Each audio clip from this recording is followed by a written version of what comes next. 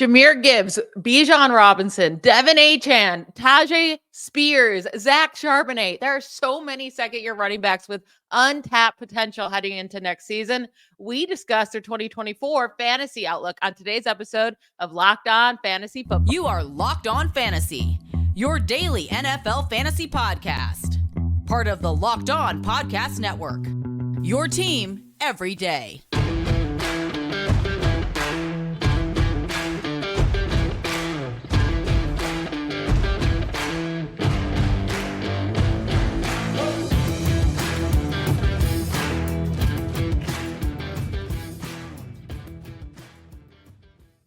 Thanks for making Locked On Fantasy Football your first listen every day. We are part of the Locked On Podcast Network, your team every day. I'm one of your co-hosts, Michelle Magdziuk. When I'm not doing this, I'm a researcher and fantasy analyst for NFL Network.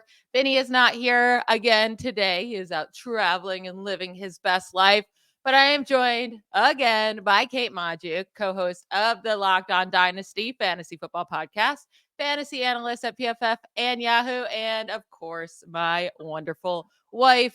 Today's episode is brought to you by FanDuel. Make every moment more. Right now, new customers get $200 in bonus bets with any winning $5 bet. That's $200 if your bet wins. Visit FanDuel.com/lockedon to get started. All right, Kate, we have a fun show today. We're going to be talking about all these second-year running backs. We're going to start at the top with Bijan Robinson and Jahmyr Gibbs. Obviously, they're the biggest names among this group. We'll get into the second tier later on in the show, and then we'll end the show with some sleepers for that second-year running back class. So we talked about Bijan Robinson a little bit yesterday. We were asking, we had our spicy takes on yesterday's show.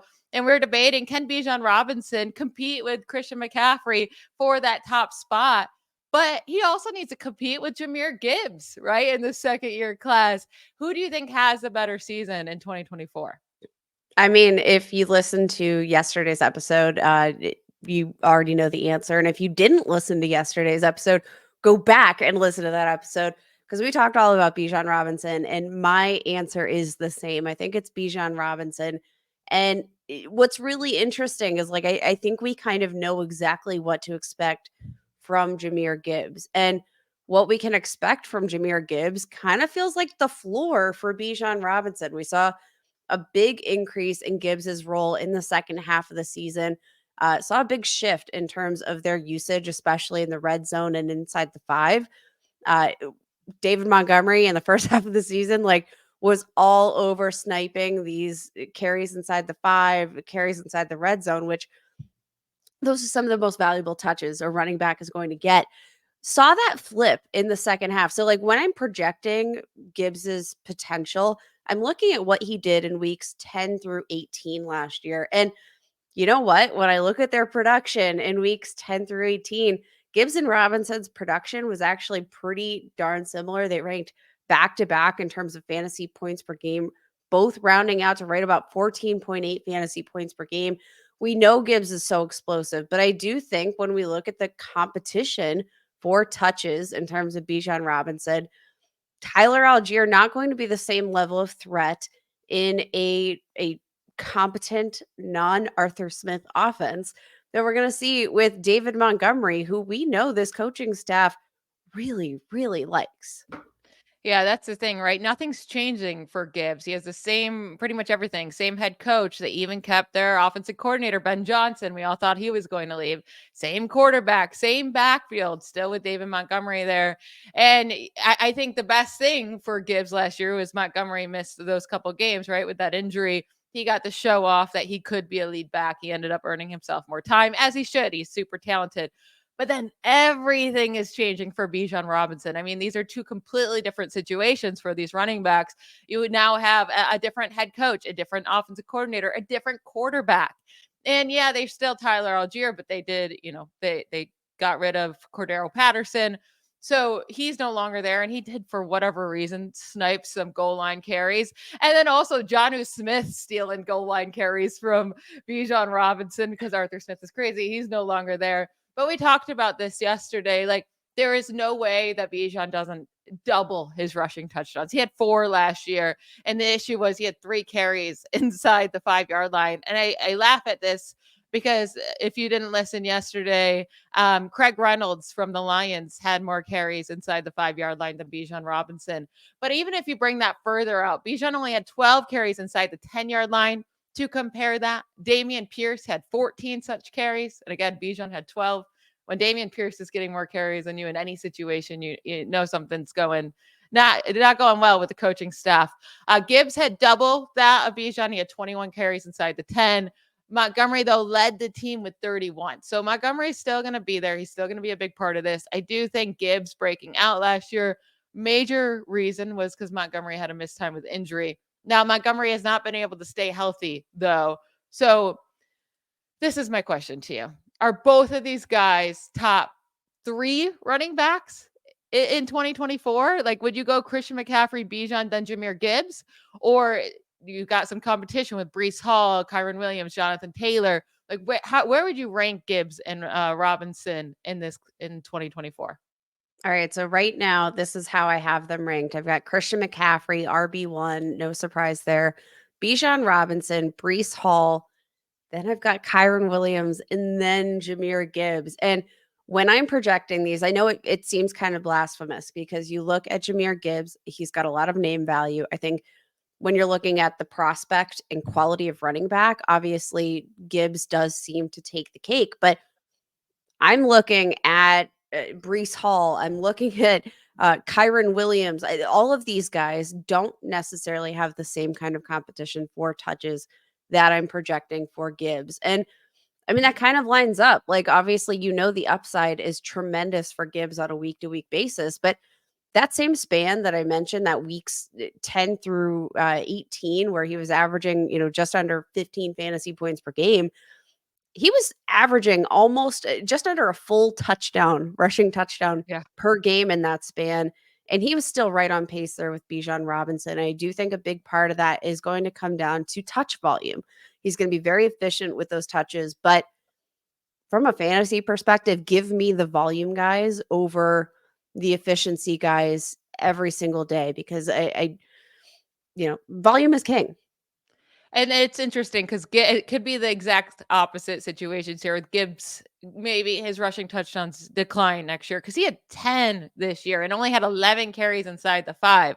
Now, the Lions run the ball a lot near the goal line. And like I said, nothing is changing in this offense. And 2 years in a row now, we've seen Lions running backs just dominate with touchdowns. So Gibbs could easily score 10 again, but if that efficiency goes down and he doesn't see more carries around the goal line, it could go down a bit. Well, Bijan, like we mentioned, should definitely go up. And with the receiving, I mean, Gibbs is known as this amazing receiving back, right? But Bijan saw 15 more targets than Gibbs last year. No, Gibbs did miss a couple games, but still 15 more targets. He was still ahead of him, right? Even if Gibbs did play those other 2 games. So they both have the ceiling there with targets. And I just think Robinson is going to get a lot more carries. His workload just seems a lot safer. So obviously we believe Bijan should be a top 5 pick in the draft next year. But where does Jahmyr Gibbs go in terms of all the players, right, in the draft? Is he a first-round pick? Would you take him towards the later first round over some of these other wide receivers? Right now, ADP has him at 11th overall pick, right behind guys like Puka Nacua and AJ Brown, right ahead of Garrett Williams, ahead of Kyron Williams, Garrett Wilson ahead of Kyron Williams. Do you think that's a fair spot for him, or would you take him over a guy like AJ Brown or Puka Nacua? No, I think this is that's probably the tier break for me is a Puka Nacua and a Monra St. Brown. These guys that are just so safe at the wide receiver position. Um, it's hard for me because I'm not as high on Jahmyr Gibbs. Like I said, I'm going to take Kyron Williams over Jahmyr Gibbs. I'm going to take some of these higher volume guys and that also extends to the safe floor wide receivers, especially if you're in a full PPR format. I think it's a fair range. I might take him a little bit lower, but honestly, we're kind of splitting hairs with these guys because both of them have tremendous upside. Both of them have, I think, a very safe floor in their respective offenses. So honestly, it's probably just going to come down to your draft position and who's available when you're There's on the going to be clock. some good running backs at the later end of that first round with Brees Mhm. Hall possibly there, Kyron Williams, Jonathan Taylor, who I think has a really solid argument to go before Jahmyr Gibbs or even Hall or Williams. Yep. Like all these guys are kind of sitting there in the same tier, right behind Christian McCaffrey. So this should be a really exciting end of the first round. You can get a really good running back there. We're going to get into the next tier now. Devin Achan. Right now, he has running back 7 ADP. I need to discuss this with you because I think I'm way more scared of him than it seems like consensus is at the moment. We'll get into that right after we hear from one of our sponsors. The show is sponsored by BetterHelp. What's the first thing you do if you had an extra hour in your day? Read a book, go out to dinner, get a workout in. A lot of us spend our lives wishing we had more time. The best way to squeeze that special time, that special thing into your schedule is to know what's important to you and make it a priority. Therapy can help you find what matters to you so you can do more of it. I have personally used online therapy over the last about 3 years. Love my therapist, love online therapy. It's helped me so much with my anxiety and irritability. I cannot say enough good things about my experience. And I really think everyone could benefit from going to therapy. So if you're thinking of starting therapy, give BetterHelp a try. It's entirely online, designed to be convenient, flexible, and suited to your schedule. All you have to do is fill out a brief questionnaire to get matched with a licensed therapist. And you don't have to stress because you can switch therapists at any time for no additional charge. Learn to make time for what makes you happy with BetterHelp. Visit betterhelp.com/lockedon today to get 10% off your first month. That's BetterHelp, HELP.com/lockedon. So right now, Devin Achan is the running back 7 in ADP. Now, maybe Dynasty is messing with this a little bit. Dynasty drafts. I'm not sure. I'm sure it'll change. But right now, it goes CMC, Brees Hall, Bijan, Gibbs, Kyron Williams, Jonathan Taylor, and then Devin Achan. And even if this is Dynasty, I still think that's a little bold for a guy that he broke out in insane ways to start the year, but he is smaller and he has Raheem Mostert in front of him, who the Dolphins just re-signed to a 2-year deal. He'll be 32 years old in about a week. But how are you feeling about Achan? Do you think that's a fair spot, or are you worried like I am? Good God, no. No. I'm so out on HN at this point. And like from a value standpoint, like there is no doubt that HN is one of the biggest risers in terms of overall value, probably outside of Kyron Williams, based on his performance in 2023. But need I remind you, he missed 6 games as a rookie. He was a 3rd-round pick, had a shoulder injury in the preseason, missed a game, knee injury, missed 5 games, had 10 or fewer rush attempts in 6 of 10 games that he played in full. I mean, like I don't understand. I think the willingness to invest such high draft capital in a player that honestly we just haven't seen on the field enough. And then we're going to throw in the fact that Raheem Mostert was just signed to an extension. He's going to be with the team through the 2025 season. Right after he broke, team records for touchdown total. Like he literally broke the mold. The deal is worth up to $9 million, 2 years, up to $9 million. Like that's not nothing. That's not nothing for a running back. He's 32 years old, but to the same point, like I just don't think that he's got a ton of miles on the body. He actually has been pretty healthy over the past 2 seasons. Missed what I think 3 total games over the past 2 years. That's fewer than Achan missed here in the 2023 season. And like, need I remind everybody, the biggest concern with Achan was his size. He is in the 3rd percentile for weight among running backs in the NFL, 14th percentile in height. Yes, maybe that gives him like a little bit of that stockier build, but you wouldn't have guessed it based on the injuries that we saw in year 1. And that was my biggest concern. Like, what am I missing? I know he's flashy. I know he's so exciting. I'd want him on my football team, but I would also that's want him on my fantasy teams. Just I don't think in the second if not at he's the being price. drafted in the second round, I'm completely out. If he falls to like the 4th, then yeah, because, I mean, all he does is score fantasy points. He had 9 games with 20 plus offensive snaps, which is nothing. I mean, these running backs that the starter are playing 50, 60 snaps. He had 9 games with 20 plus snaps. And in those games, he averaged 20.8 fantasy points per game. He had 8 games with 10 plus touches, averaged 23 fantasy points per game. It wasn't just that huge 51-point game against Denver that skewed everything. Yeah, it's bringing up the totals a bit, but he still had other games with 27 points, 22, 25, 24, and then some other middle tier games with 12 and 13. Like, this dude was a beast every time he got the opportunity, and he's going to get it again, right? I'm not too worried about them re-signing Mostert. It's going to be a similar backfield the way they use them. And as you just brought up, Achane can't be a lead back anyways. He can't take the 15, 20 touches a game. He's never going to last. Barely could last last year on the small amount of touches, but Mostert also has trouble lasting as well. And I know you said he's been healthier, but 32 years old. I mean, that's just I get running it. backs don't do anything at 32, 33 years old. It's very rare. So Mostert will still be the lead, but we'll see how long he can last. But Achane, if he falls to the 4th, 5th round, I would be all on that.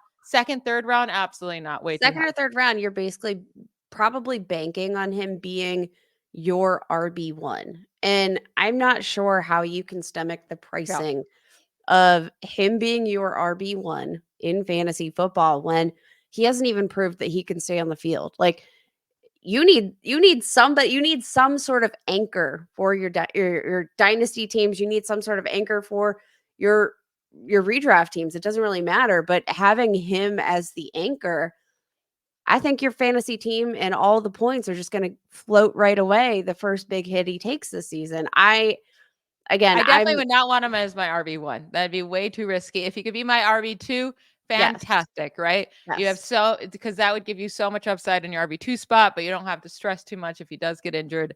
But moving on to another guy, because Tajay Spears was everyone's darling about 1 month ago. And then day one of the tampering window for free agency, the Titans signed Tony Pollard to a 3-year, $24 million deal, gets $8 million a year. I was shocked about Tony Pollard. Like, I feel like Pollard and Spears are kind of similar in a way that they both shined early in their careers as being the secondary option, right? The change of pace. And then Pollard gets his chance to be the lead back. It did not go well. I just did not think he looked good at all last year as a lead back. Spears, we don't know yet if he'd look good as a lead back, but the Titans are now paying Pollard as a lead back. So how do you envision this backfield is utilized? And is Spears still a good fantasy option? He'll be going much later in drafts than we originally thought, right? But like, is he worth the risk? Is he worth, trying to see what happens?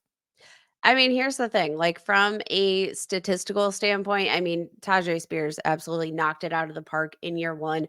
Uh, Tied for the 13th highest yards per attempt average, tied for 11th in terms of yards after contact per attempt, had the 4th highest missed forced tackle rate among running backs. Like, dude absolutely crushed it. But you mentioned the concern about Tony Pollard and what they're paying him. I don't think you pay that type of running back if you're not planning to use him as a workhorse. And then let's not forget who they brought in. They brought in Brian Callahan as the head coach, who worked with the OC as the OC with the Cincinnati Bengals. And he gave Joe Mixon 70.3% of the team rush attempts in that span.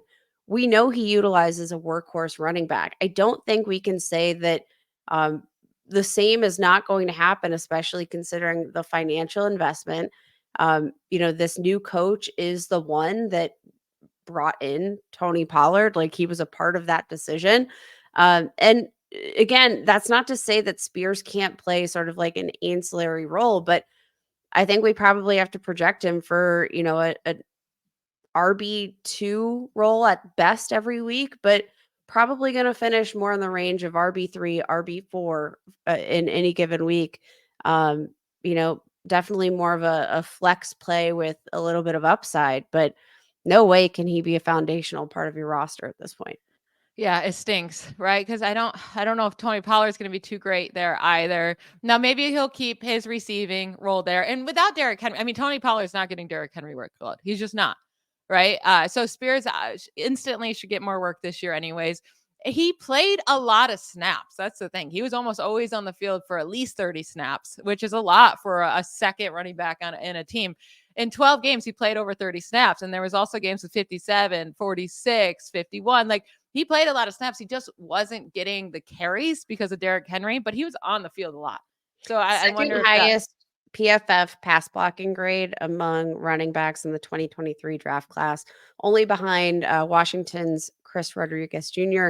But like, we actually saw him get a pretty substantial role in the pass blocking scheme. There are only two running backs, we already mentioned them at the top of the show, that had more opportunities as a pass blocker as a rookie running back in 2023, and that was Bijan Robinson and Jahmyr Gibbs. So like, what they asked to put on his shoulders in year one, like for a running back who's essentially a backup to be playing that kind of substantial role as a pass blocker, I think that's like a very exciting thing. But I think we're also probably not going to So see let me that be ask you. enough. So in the later in the draft, you're gonna have to take some of these guys, right? 7th, 8th round running backs start to get pretty gross, even 6. But would you rather go with Tajay Spears with the upside or Brian Robinson Jr. now that he's splitting a backfield with Austin Eckler? I'll probably roll with Tajay Spears, especially in like a full PPR format, where I might be able to take some advantage of maybe some third down work. Spears or Javonte Williams, who's just been a complete and utter disappointment? I'll probably go Javonte Williams because Ew, I would go Spears. All right, moving on though, because we have to get to our sleepers here in a second. Zach Charbonnet was in this tier as well. He has a new offensive coordinator and head coach with the Seahawks. This is the issue with him, right? Dealt with a bunch of injuries last year, so hopefully he'll be healthier, but he has to share the backfield with Kenneth Walker, who is a super, super talented young running back. And the chances that Charbonnet did get, he played 6 games with over 30 snaps. It didn't really do anything. Nothing really there that sparked me, nothing I saw that was exciting. So not someone I'm looking to draft in the top 8 rounds. I think he's mostly just a handcuff to Kenneth Walker at this point. I think he's probably a handcuff, but I do want to mention that, like, in terms of flyers, right? Looking at Zach Charbonnet, I do think he's going to be a guy that's probably going to end up on more of my teams than you would think, because I think we're going to see, like, we don't necessarily know how this new coaching staff views the running back room. I mean, obviously they brought in a second round running back for a reason. And I do think he and Kenneth Walker are very different types of running backs. You're going to get Zach Charbonnet, and he's going to be involved in between the tackles. Like, Kenneth Walker's speed is more his game. So they complement each other really well. But I don't think we necessarily have an idea of what this coaching staff is going to value. Their draft capital is really similar. Zach Charbonnet a little bit younger. So, like, with a full off season, I don't necessarily think it's a given that Kenneth Walker is RB1. Like, I'm He's just Kenneth saying. Walker's RB1. Get out of here. All right, we're gonna hop into some sleepers here. Kendre Miller, Roshan Johnson, Chase Brown, Deuce Vaughn. We'll talk about these guys in just a moment to end the show. The sports calendar is loaded, and FanDuel's making it even more exciting to get in on the action, because right now new customers get $200 in bonus bets with any winning $5 bet. That's $200 you can use to bet on March Madness, MLB, NBA, NHL, and so much more. If you listened to yesterday's show and took Iowa's point spread to win by 2 points, you won your $200 in bonus bets. But if you missed out, no worries. You have plenty of games to bet on over this week, tons of MLB, NBA action. And then you also still got March Madness this weekend. Even Iowa again, you can bet on, because they play Friday night against UConn. And Caitlin Clark is ready to bring her team to back-to-back championships, baby. Visit FanDuel.com/lockedon and make your first bet a big win. FanDuel, America's #1 sportsbook. So I know this is a guy we both like, Kendre Miller, and I've talked about him a few times already this offseason. Now, a big part about Kendre Miller, now he was a 3rd-round pick for the Saints last year, is that Alvin Kamara has to leave, right? Or Alvin Kamara has to have a diminished role. But Kamara is going into his 8th season. Every year, his efficiency has gotten worse and worse and worse in many, many metrics. they can save so much money if they move on from him after June 1st. We'll see if they do that. But let's say they keep Alvin Kamara. What do you see Kendre Miller's workload like this year? Because last year he just dealt with so many injuries. He sprained his knee first off in the semifinals with TCU in college in this last game. Then he hurt his knee, the same knee, in the preseason, in NFL preseason. That then hurt his hamstring again a couple weeks later in the preseason, and then had an ankle injury in week 9. So his rookie season, I'm just gonna throw out, just throw away in the garbage. Yes. Throw it in the garbage. But I also like watching him throughout his rookie season.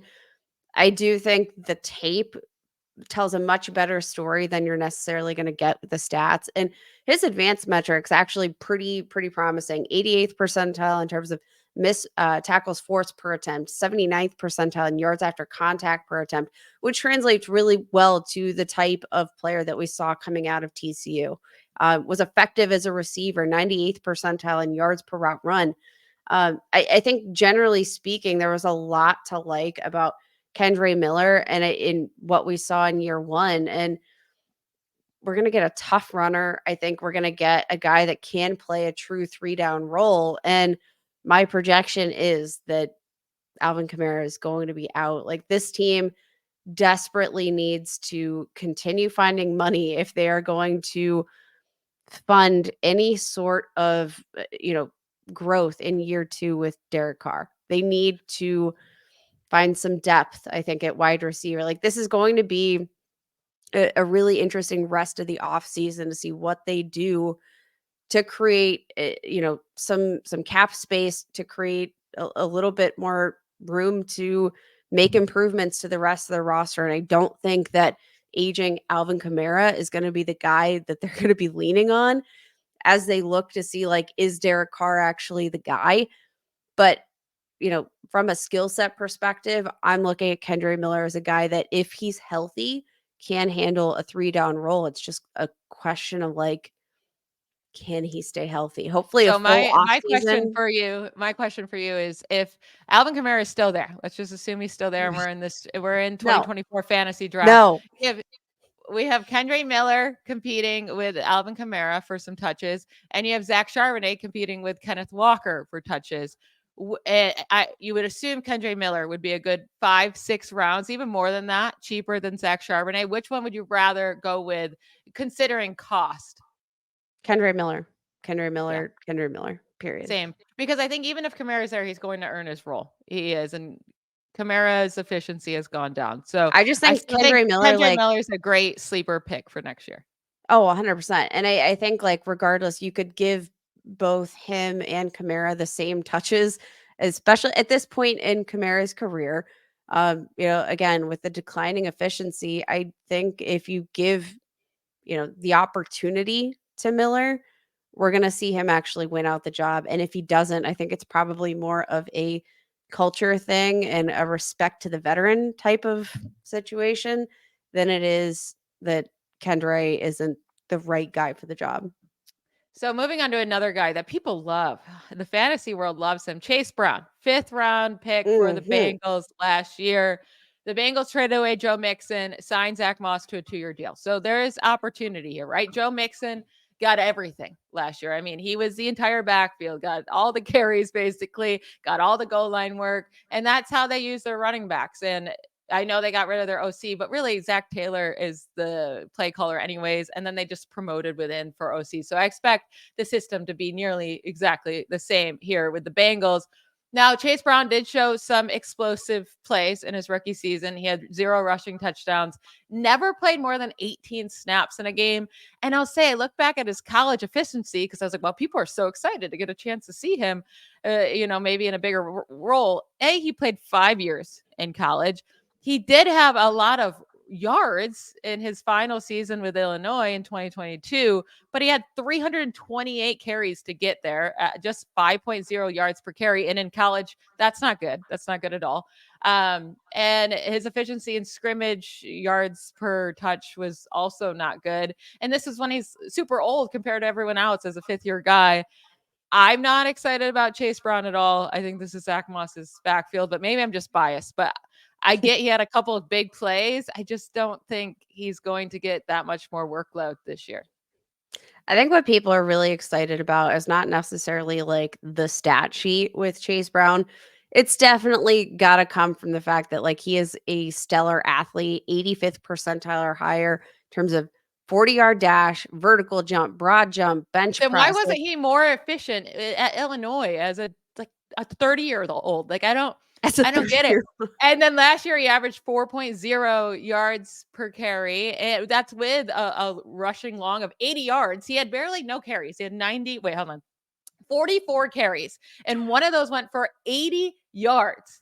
Oh, no, sorry, 61 yards. One of the receptions went for 80 yards. One carry went for 61 yards. Another one went for 43 yards. And he finished with an average of 4 yards per carry. If he's so athletic, like why is his efficiency stats in college and in the so far in the NFL just straight not good, just bad?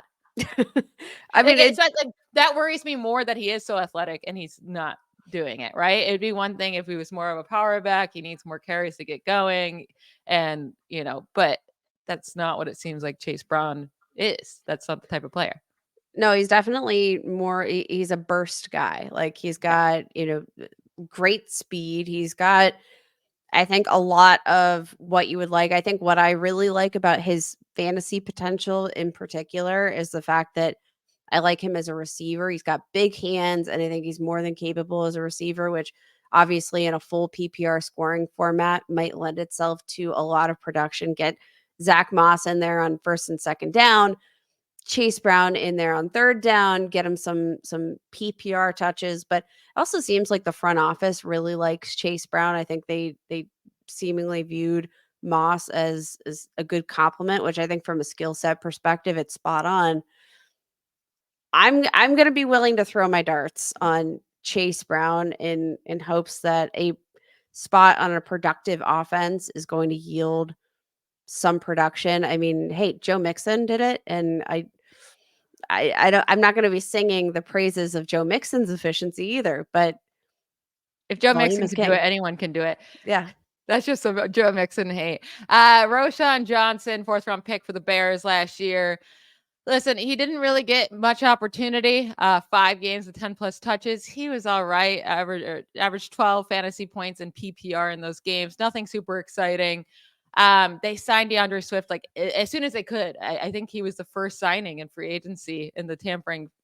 And like Roshan Johnson didn't really get the chance with Khalil Herbert and Deonta Foreman there. Even with Herbert dealing with injuries, I'm out on Roshan. Very fair. I mean, this is probably one of the best like depth running back charts that you have in the entire football league between DeAndre Swift, Khalil Herbert, and Roshan Johnson. But from a fantasy perspective, that kind of mishmash generally results in poo. So yeah, And no. then one last guy. I'm just saying this is a joke, but Deuce Vaughn. He is a No. second-year running back, 6th-round No. pick. The Cowboys literally do not have any running backs on their roster besides Rico Dowdle.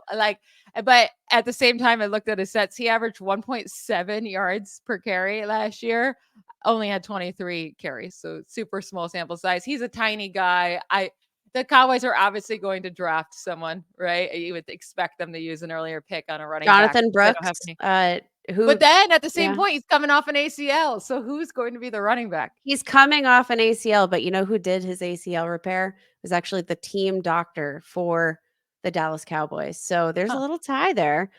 Maybe he's confident in his own surgical precision. I don't know. We'll see. But there's a little tie there, and I think, yeah, Deuce So Vaughn. even in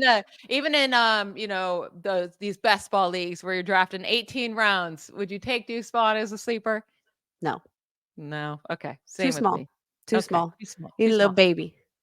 That's it for today's show. Thank you to all for making Locked On Fantasy Football your first listen every day. Every dayers. I'll be back tomorrow. I don't know with who yet, but it'll be a great episode with some great fantasy football talk. So don't miss it. Bye, y'all.